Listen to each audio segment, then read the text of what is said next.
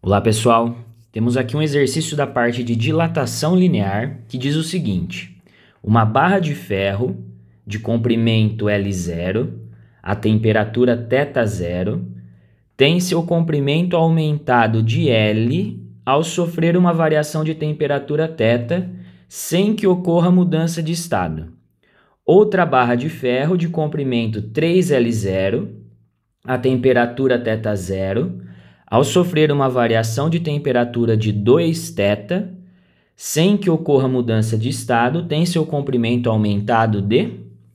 Bom, pessoal, eu já desenhei aqui as duas situações.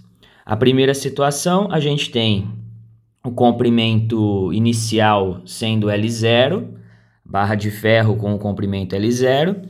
Ele deu para a gente a temperatura inicial, que é θ0, e ele chama a dilatação dessa barra, a variação de comprimento aqui, esse ΔL, somente de L. Ele fala que esse L é a quantia que a barra aumentou, é o comprimento aumentado da barra. E na segunda situação, ele tem também uma barra de ferro com o comprimento inicial 3 vezes maior que na primeira situação, a mesma temperatura inicial, e a pergunta dele, né, ele quer saber quanto que foi essa nova dilatação, quanto que foi aumentado o comprimento da barra. Então, o que a gente precisa? Relembrar, né, recordar da expressão da dilatação linear. A variação do comprimento seria o comprimento inicial vezes o alfa, que é o coeficiente de dilatação linear, vezes o ΔT. Nessa questão, ele chama a dilatação, a quantia que a barra aumentou, de L. Esse ΔL ele colocou simplesmente sendo L. O comprimento inicial seria o L0. O alfa, que é o coeficiente de dilatação linear, no caso do ferro, né? Depende do material que seria o ferro. Ele não deu, vou colocar somente alfa. E a variação de temperatura nesse primeiro caso, né? O tanto que mudou a temperatura dessa barra de ferro na primeira situação, ele fala para a gente que foi θ. Então, a variação da temperatura no início foi θ.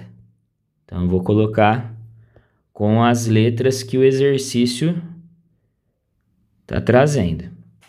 Então, essa daqui seria a expressão da primeira situação com as informações que o exercício trouxe.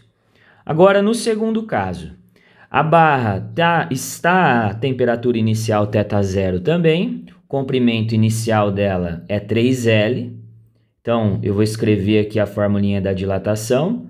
A nova dilatação, a nova variação do comprimento vai ser o novo comprimento inicial vezes o alfa, que é o coeficiente de dilatação do ferro. As duas barras são de ferro, então por isso que ele acabou nem fornecendo o valor, porque depois que a gente montar as duas expressões, a gente vai conseguir compará-las sem precisar substituir o valor do alfa, vezes o ΔT, que seria a variação da temperatura nessa nova condição, né?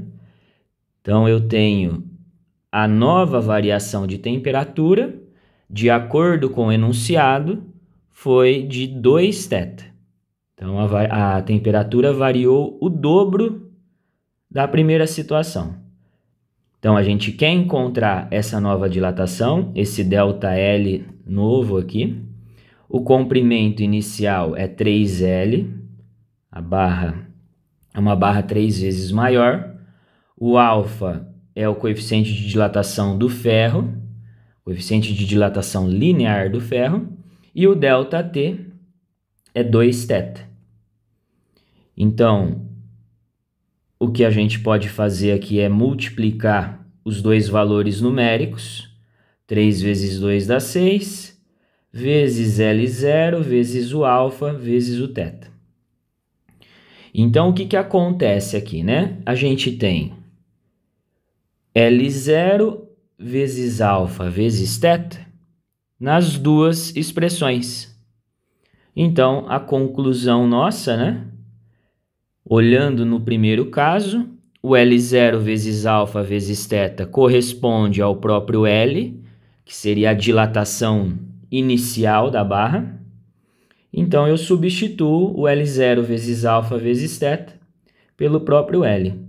Então, a nova dilatação, ela corresponde a 6 vezes a dilatação inicial. E aí a gente fica com a alternativa E.